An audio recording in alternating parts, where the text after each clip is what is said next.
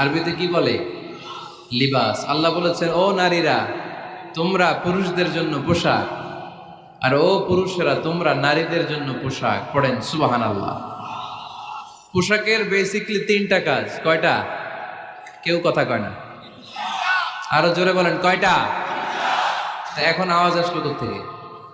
আওয়াজ করে উত্তর দিবেন, চিল্লায় বলেন পোশাকের কাজ কয়টা? এভাবে শেষ পর্যন্ত খোঁচায় যেন সাউন্ড বের করা না লাগে, স্বপ্রণোদিত ভাবে উত্তর করবেন, ক্লাসের মতো হোক। তিনটা কাজ। এক নম্বর কাজ হচ্ছে পোশাক ইজ্জতের আবরু, লজ্জাস্থান ঢেকে রাখে, ঠিক কিনা? আমাদের লজ্জাস্থান ঢেকে রেখেছে আমাদের পোশাক।